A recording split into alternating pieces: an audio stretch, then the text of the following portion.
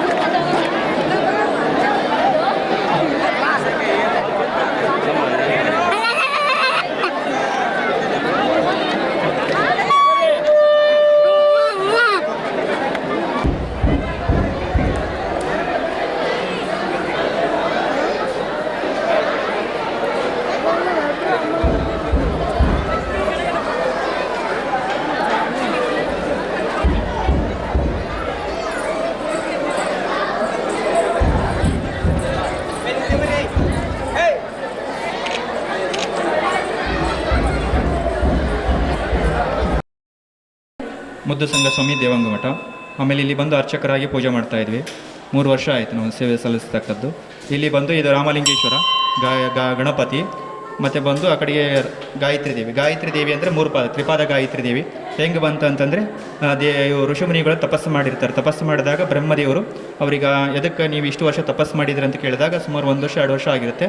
ಕೇಳಿದಾಗ ಋಷಿಮುನಿಗಳಿಗೆ ಅವಾಗ ಹೇಳ್ತಾರೆ ಅವರು, ಇಲ್ಲ ನಮಗೆ ಒಬ್ಬರು ದೇವಿ ಇದ್ದಾರೆ, ಅವರಿಗೆ ನೀವು ಆಶೀರ್ವಾದ ಮಾಡೋದ್ರಿಂದ ಶಕ್ತಿಯನ್ನು ಬರುತ್ತೆ, ಆಮೇಲೆ 3 ಪಾದವನ್ನು ಕರುಣಿಸ್ರಿ ಅಂತ ಹೇಳಿದಾಗ ಅವಾಗ ಅವರು ಆಶೀರ್ವಾದ ಮಾಡಿದಾಗ ಗಾಯತ್ರಿ ದೇವಿ 3 ಪಾದ ಬರುತ್ತೆ, ತ್ರಿಪಾದ ಗಾಯತ್ರಿ ದೇವಿ.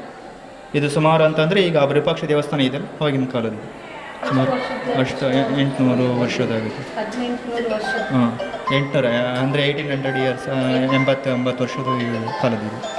ಆಮೇಲೆ ಇದು ದ್ವಾರಪಾಲಕರು, ಈ ಕಡೆಗೆ ಒಂದು ಚಿತ್ರ ಇದೆ, ಈ ಕಡೆಗೆ ಒಂದು ಚಿತ್ರ ಇದೆ, ಇವರೆಲ್ಲ ದ್ವಾರಪಾಲಕರು. ಸ್ವಲ್ಪ ಆ ಕಡೆ ಬನ್ನಿ.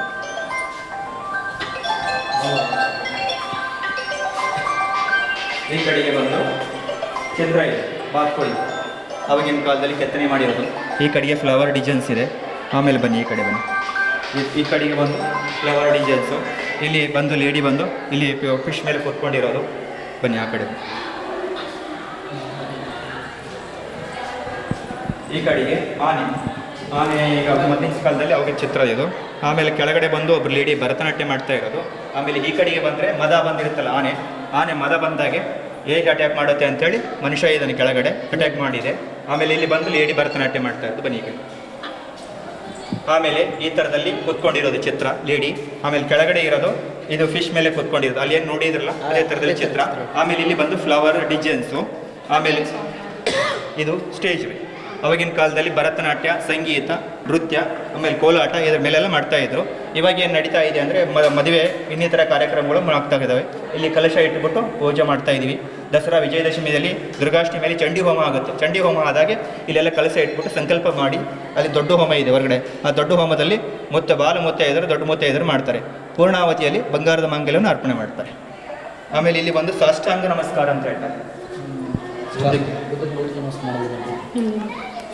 ತುಂಬ ಹಳಿದು ಇಲ್ಲಿ ಬಂದ್ಬಿಟ್ಟು ಬನ್ನಿಮ್ಮ, ಇಲ್ಲಿ ಸಿಂಹ ಇದೆ. ಇದು ಬಂದ್ಬಿಟ್ಟು ಸಿಂಹ, ತುಂಬ ಪೂರ್ತಿ ಕಾಲದ್ದು. ಇದು ಒಂಥರ ರೌಂಡಾಗಿ ಈ ಥರ ಡಿಸೈನ್ಸ್ ಇದೆ. ಇದು ತುಂಬ ಹಳಿದು. ಈ ಕಡೆ ಬನ್ನಿ.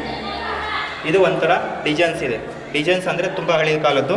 ಇದರಲ್ಲಿ ಒಂದು ಬಾಡಿಯಲ್ಲಿ 2 ಚಿತ್ರ ಕಾಣಿಸುತ್ತೆ. ಒಂದು ಬಂದು ಆನೆ, ಇನ್ನೊಂದು ಒಂದು ನಂದಿ. ಈ ಕಡೆ ಹಾಂ, ಈ ಕಡೆಗೆ 4 ಥರ ಡಿಸೈನ್ಸು. 1 2 3 4 ಥರ ಡಿಸೈನ್ಸು. ಒಂದು ಬಂದ್ಬಿಟ್ಟು ಪ್ಲೇನು, ಒಂದು ಬಂದ್ಬಿಟ್ಟು ಡಿಸೈನ್ಸ್. ಬನ್ನಿ ಈ ಕಡೆ. ಈ ಕಡೆಗೆ ಏನಂದರೆ ಹಾವು ಬರುತ್ತಲ್ಲ, ಹಾವಿನ ಥರದಲ್ಲಿ ಒಂಥರ ಡಿಸೈನ್ಸ್ ಇದೆ. ಇದು ಬಂದು 2ನೇ ಥರದ ಡಿಸೈನ್ಸು. ಆಮೇಲೆ ಇದು ಚೈನ್ ಸಿಸ್ಟಮ್ ಡಿಸೈನ್ಸ್ ರವಣ್ಣ. ಇಬ್ಬರು ಲೇಡಿ ಕೋಲಾಟ ಆಡ್ತಾ ಇರೋದು. ಬನ್ನಿ ಈ ಕಡೆ ಬನ್ನಿ ಸರಿ. ಈ ಕಡೆ ಇಲ್ಲಿ ಒಬ್ಬರು ಸಿಂಗಲ್ ಲೇಡಿ ಭರತನಾಟ್ಯ ಮಾಡ್ತಾ ಇರೋದು. ಆಮೇಲೆ ಇನ್ನೊಂದು ಏನು ಅಂತಂದರೆ ಇದರಲ್ಲಿ ಒಂದೇ ಬಾಡಿಯಲ್ಲಿ 2 ಥರ ಕಾಣಿಸುತ್ತೆ. ಹೀಗೆ ಹಿಡ್ಕೊಂಡ್ರೆ ಜಿಂಕೆ ಏನು ಅಂತಂದರೆ ಈ ಕಡೆಗೆ ಅದಕ್ಕೆ ಸಂಗೀತ, ಇಂಪಾದ ಸಂಗೀತ ಅಂದರೆ ಇಷ್ಟ. ಈ ಕಡೆಗೆ ಹಿಂದಕ್ಕೆ ತಿರುಗಿ ಸಂಗೀತವನ್ನು ಕೇಳ್ತಾ ಇದೆ. ಇದು ಈ ಕಡೆ ಹಿಡ್ಕೊಂಡ್ರೆ ನೀರನ್ನು ಕುಡಿತಾ ಇರೋದು. ಬನ್ನಿ ಈ ಕಡೆ. ಇಲ್ಲಿ ಒಬ್ಬರು ಸಿಂಗಲ್ ಲೇಡಿ ಭರತನಾಟ್ಯ ಮಾಡ್ತಾ ಇರೋದು, ತುಂಬ ಹಳೆ ಕಾಲದ್ದು. ಬನ್ನಿ ಈ ಕಡೆ.